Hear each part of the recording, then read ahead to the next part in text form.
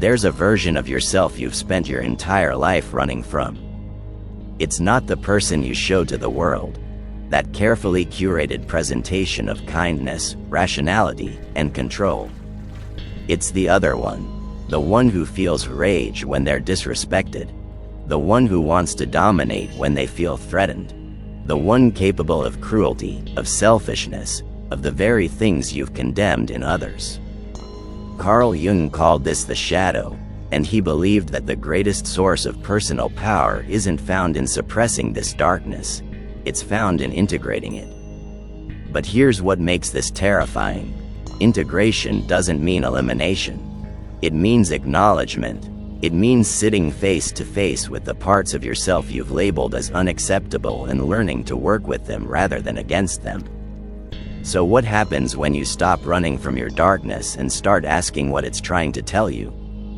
We live in an age obsessed with positivity. Everywhere you look, there's another message telling you to think positive thoughts, manifest good energy, be the light, choose kindness. Social media is an endless stream of people performing their best selves, successful, balanced, spiritually evolved, perpetually grateful.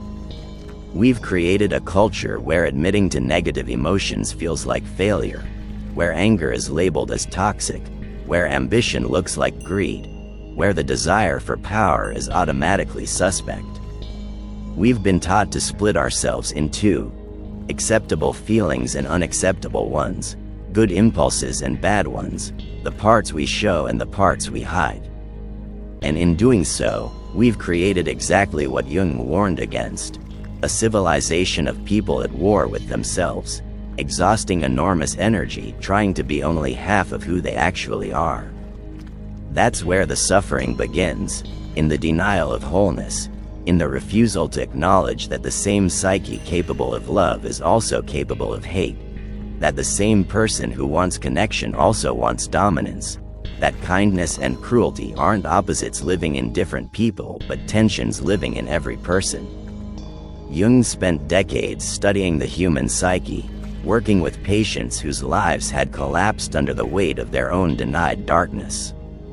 He watched successful people fall apart when the rage they'd suppressed for years finally erupted.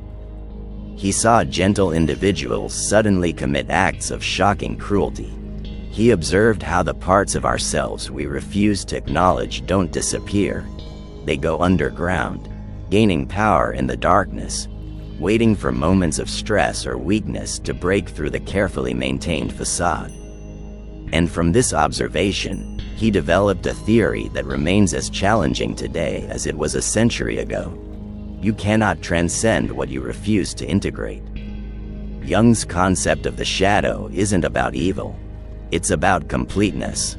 The shadow contains everything the conscious ego has rejected, and yes, that includes destructive impulses, but it also includes vitality, creativity, authentic power, and the very instincts that keep us alive. When you were a child, you learned quickly what was acceptable and what wasn't. Perhaps anger wasn't allowed in your family, so you pushed it into shadow. Perhaps ambition was seen as selfish, so you learned to hide your desire for recognition. Perhaps sexual desire was shameful, assertiveness was aggression, or wanting more was greed. Every time you encountered a part of yourself that the world labeled as bad, you had a choice: integrate it or suppress it. And most of us, most of the time, chose suppression.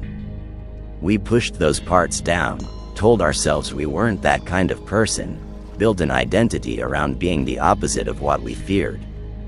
The good child, the selfless friend, the rational professional, the spiritual seeker, and the shadow grew larger. Here's what most people don't understand about shadow work. The parts of yourself you've suppressed don't weaken over time, they strengthen. Because they're feeding on all the energy you're using to keep them hidden. Think about it. If you've spent years denying your anger, how much energy does it take to maintain that denial? To swallow your rage when you're disrespected? To smile when you want to scream? To remain calm when every fiber of your being wants to fight? That energy doesn't disappear. It's not available for anything else. It's locked in the permanent struggle of keeping the shadow at bay. And the cruel irony is that the harder you work to suppress these parts of yourself, the more likely they are to erupt in uncontrolled ways. The person who prides themselves on never getting angry is often the one who eventually has a meltdown that destroys relationships. The one who's always selfless suddenly acts with shocking selfishness. The controlled individual loses control completely. Because what Jung understood is that suppression isn't strength, it's a pressure cooker, and every pressure cooker eventually explodes. But integration, that's different.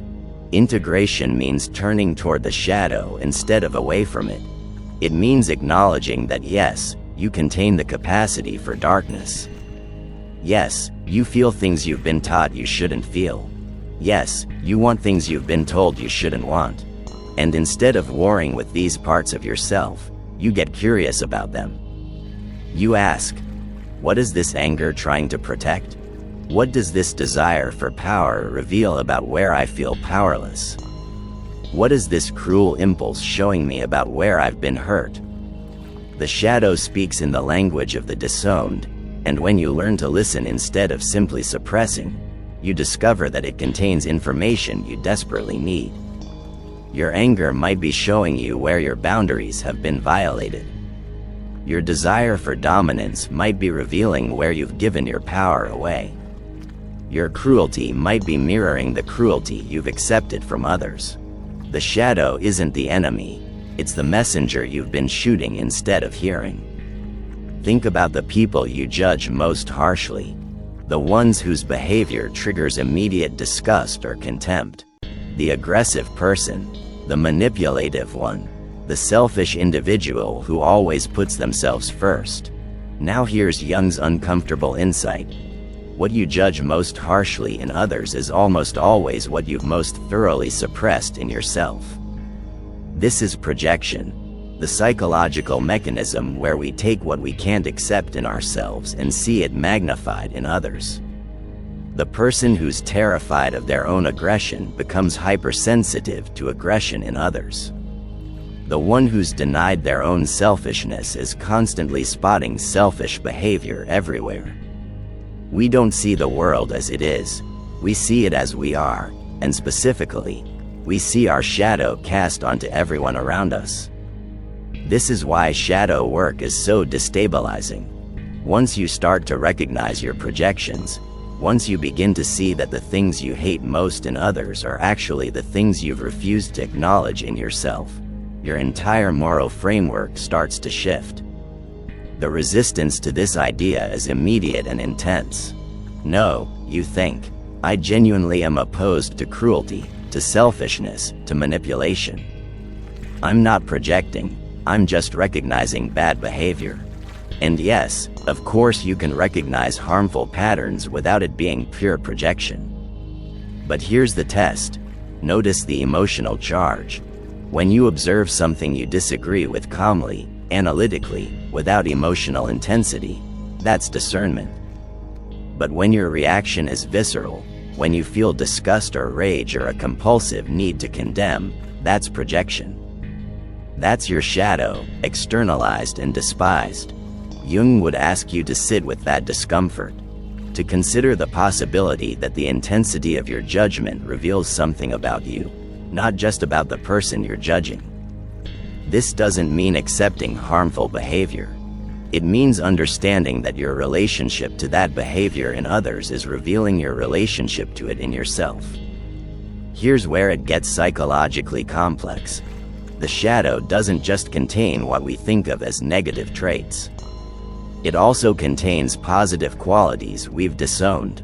Jung called this the golden shadow, the parts of ourselves that are powerful, beautiful, exceptional, but that we've learned to hide because claiming them felt dangerous. Maybe you have artistic talent but learned that artists are impractical, so you buried that gift. Maybe you have natural leadership ability but were taught that standing out is arrogant. Maybe you're intellectually brilliant but learned to dumb yourself down to make others comfortable. These suppressed strengths live in the shadow alongside the suppressed darkness, and they're equally unavailable to you until you integrate them. This is why shadow work isn't just about confronting your capacity for destruction. It's about reclaiming your capacity for creation, for power, for authentic self-expression that doesn't seek permission from anyone. The integration process is not comfortable. It requires sitting with profound ambiguity, with the recognition that you are not simply good or bad, light or dark, evolved or primitive. You're all of it. You contain multitudes, contradictions, capacities you'd rather not acknowledge. Jung described the process as meeting yourself in the dark, literally confronting, in dreams or active imagination or honest self-reflection, the parts of yourself you've exiled. And what happens in that confrontation is remarkable.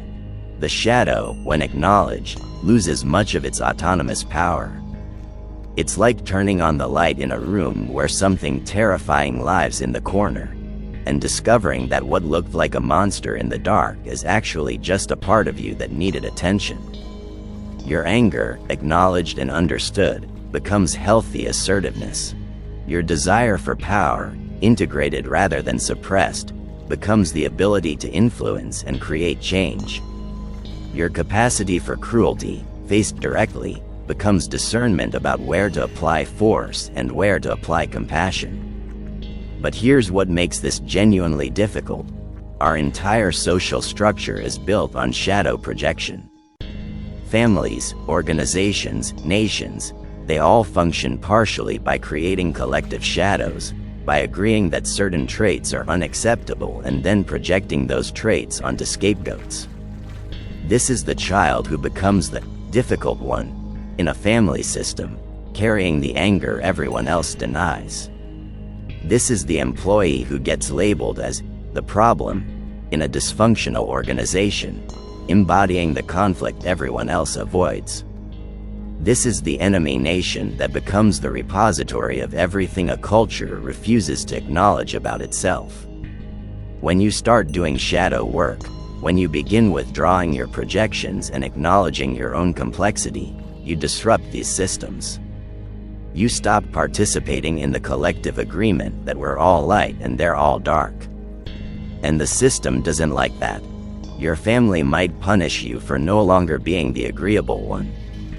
Your organization might marginalize you for naming dysfunctions everyone else denies. Your culture might label you as immoral for refusing to participate in the demonization of the designated enemy. Nietzsche understood this dynamic when he wrote, "Beware that, when fighting monsters, you yourself do not become a monster. For when you gaze long into an abyss, the abyss gazes also into you."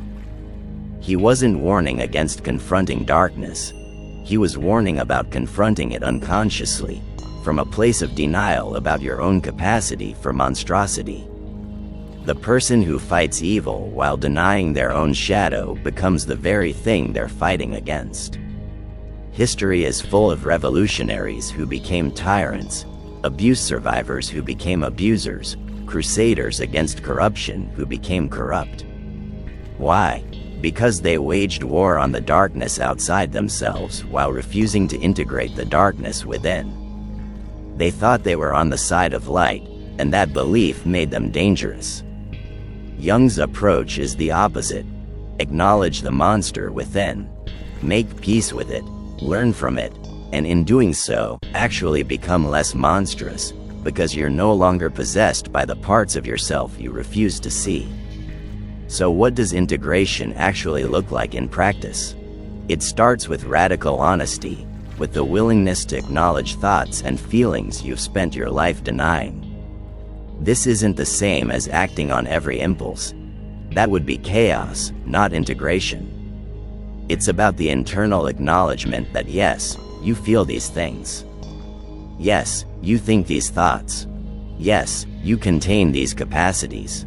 The person doing shadow work might acknowledge, I feel rage right now. I want to hurt the person who hurt me. I have fantasies of revenge. This doesn't mean they act on those fantasies. It means they stop lying to themselves about having them. And in that honesty, something remarkable happens. The rage, acknowledged, begins to reveal what it's protecting. Beneath the desire for revenge is usually pain. Beneath the pain is usually a boundary that was violated. And beneath that is information. This matters to me. This is where I'm vulnerable. This is what I value enough to feel rage when it's threatened. Jung used active imagination as a technique for shadow integration, a practice of dialoguing with the parts of yourself you've disowned. You might visualize the shadow as a figure and ask it questions. What do you want? What are you trying to tell me? What happens if I continue to ignore you? And you listen for the answers, not from your conscious mind but from the deeper psyche. What emerges is often surprising. The angry part isn't just destructive, it's trying to protect you from being walked over. The selfish part isn't just greedy, it's trying to ensure your needs get met in a world where you've learned to put everyone else first. The cruel part isn't just sadistic, it's trying to show you where you've been hurt and where you need to set harder boundaries. Every shadow element, when you actually listen to it rather than just suppressing it, turns out to have intelligence, purpose, protective intent. It's not evil, it's undeveloped, unintegrated, operating in the darkness because you've refused to bring it into the light. The practical result of this work is power, not power over others, but power that comes from internal integration, from no longer being at war with yourself. Think about how much energy you waste in internal conflict. Part of you wants to speak up, part of you wants to stay quiet. Part of you wants to pursue your ambition, part of you feels guilty for having ambition. Part of you wants to set a firm boundary, part of you feels cruel for not being endlessly accommodating. This internal fragmentation bleeds energy constantly. You're not a unified force moving in a clear direction. You're a collection of warring parts, each trying to suppress or overcome the others. Integration doesn't eliminate these different aspects. It creates dialogue between them. It allows the angry part to inform the compassionate part. It lets the selfish part ensure the generous part doesn't become self-destructive. It permits the cruel part to protect the kind part from being exploited. Suddenly you're not fragmented anymore. You're whole, and wholeness is inherently more powerful than fragmentation. But here's the shadow's final lesson, the one most people miss. True moral development isn't about becoming purely good. It's about becoming conscious. The person who's never integrated their shadow and believes they're incapable of cruelty is more dangerous than the person who knows they're capable of it and chooses compassion anyway. Because the unconscious shadow always acts. It just acts without awareness, without choice, without responsibility. This is the kind person who destroys others through passive aggression they don't even recognize. The selfless martyr who manipulates through guilt. The peaceful individual who erupts in shocking violence because they never learned to manage their aggression consciously. Jung's revolution was recognizing that we don't become good by suppressing evil. We become good by integrating it, by making conscious what was unconscious, by choosing our actions from a place of wholeness rather than fragmentation. Machiavelli fits into this framework perfectly. He's been demonized for 500 years for saying what everyone does but no one admits. That power requires strategy, that survival sometimes requires ruthlessness, that the real world doesn't reward pure altruism. But read through a Jungian lens, Machiavelli wasn't advocating for evil. He was advocating for consciousness about human nature. He was saying, look at what people actually do, not what they claim to do. Acknowledge the role of power, fear, and self-interest in human affairs. And once you've acknowledged these things, you can work with them strategically rather than being unconsciously controlled by them. The prince who denies his own capacity for cruelty will be destroyed by those who don't. The prince who integrates that capacity can use it selectively, strategically, in service of stability rather than chaos. This isn't immorality, it's moral complexity, the recognition that good outcomes sometimes require actions that simple morality would condemn. Consider how this applies to your own life. You're in a relationship with someone who repeatedly violates your boundaries. The shadow says, hurt them back, make them suffer. The conscious ego says, be understanding, be patient, give them another chance. The integrated self says something different. I acknowledge my desire for retaliation. I understand the rage beneath it, and I'm choosing to end this relationship not from a place of punishment but from a place of self-protection. That's the difference. The shadow, unintegrated, acts unconsciously through passive aggression or explosive retaliation. The ego, denying the shadow, stays in the harmful relationship out of some misguided belief that anger is wrong. The integrated self acknowledges the anger, learns from it, and takes decisive action from a place of clarity rather than suppression or explosion.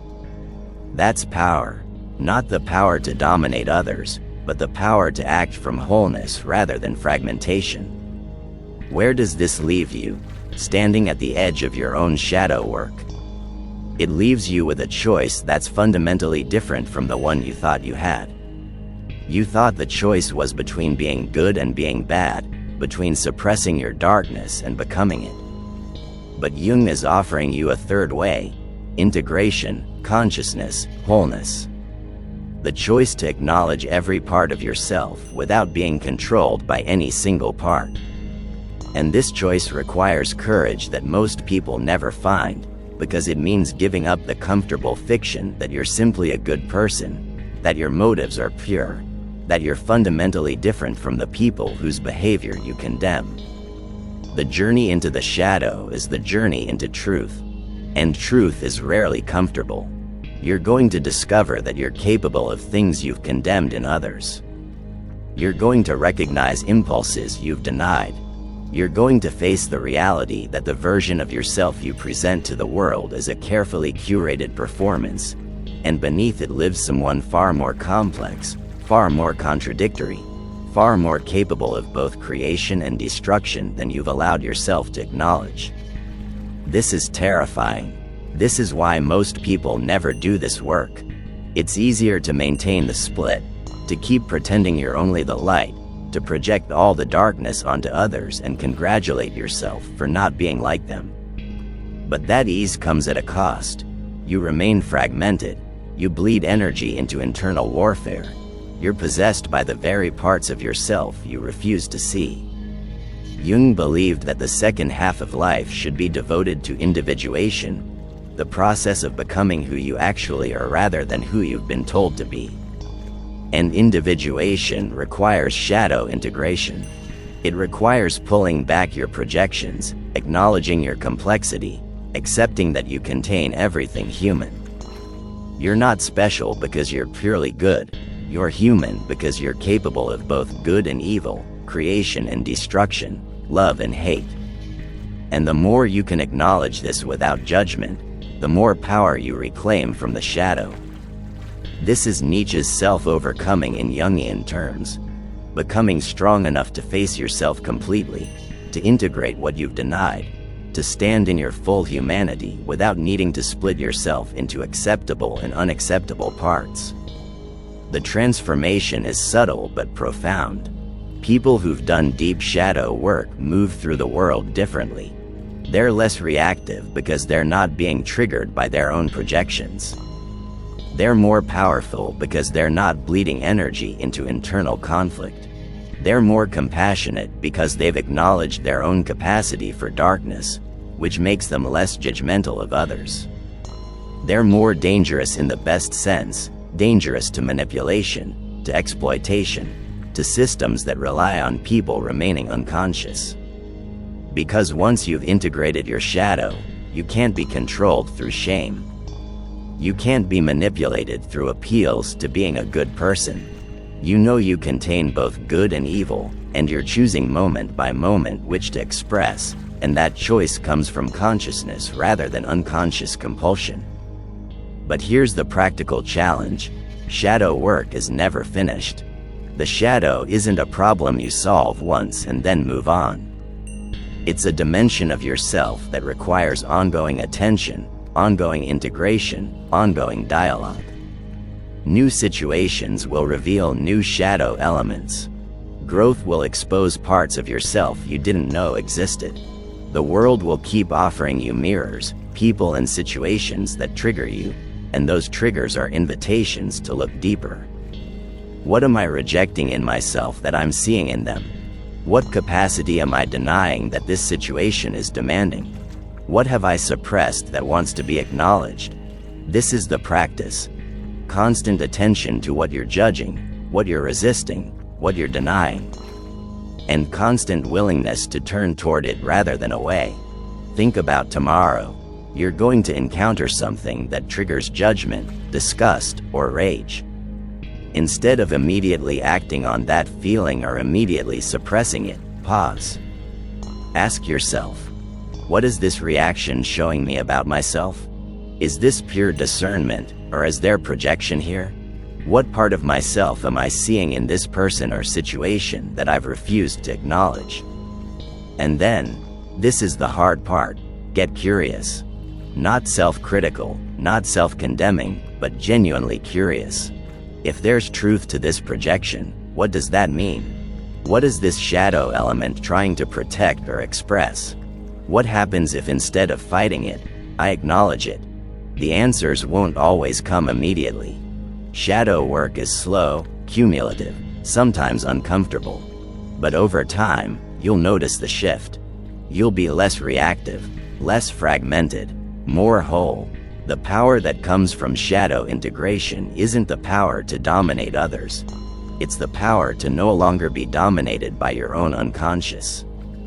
It's the freedom that comes from acknowledging, I am capable of anger, and I choose when to express it. I am capable of selfishness, and I choose when to prioritize myself. I am capable of cruelty, and I choose to use that capacity only in service of protection or justice. Every capacity, conscious and chosen rather than unconscious and compulsive. This is what Jung meant by integration. Not eliminating the darkness, but bringing it into the light where you can work with it rather than being worked by it. Not becoming purely good, but becoming conscious. And consciousness, paradoxically, makes you both more gentle and more fierce. More compassionate because you understand human complexity, and more dangerous because you're no longer naive about it. Jung wrote, "One does not become enlightened by imagining figures of light, but by making the darkness conscious." This is the path he's offering you, not transcendence through denial, but transformation through integration. Not becoming an angel by suppressing the devil, but becoming human by acknowledging both and choosing consciously between them. It's harder than the alternatives. Easier to stay split, to maintain the illusion of purity, to keep projecting your shadow onto others and condemning them for what you refuse to see in yourself. But that ease is slavery to your own unconscious. The hard path, the path of facing yourself completely, that's where freedom lives. That's where power lives. Not power over others, but power over yourself. The power to choose who you are rather than being chosen by the parts of yourself you've refused to acknowledge. The world needs people who've done this work. People who can hold complexity, who can acknowledge their own darkness without being controlled by it, who can be both compassionate and fierce, both gentle and strong. People who don't need enemies to project their shadow onto, who don't need to believe in their own purity to feel valuable, who can act from wholeness rather than fragmentation. This is the gift Jung offers, not a path to becoming perfect, but a path to becoming real. And real, integrated, whole, that's the most powerful thing you can be in a world full of people still at war with themselves. If you're ready to explore what it means to integrate rather than suppress, to become whole rather than simply good, to access the power that comes from psychological honesty, subscribe to Culturo. We're diving deep into the philosophy and psychology of becoming who you actually are, shadow and all.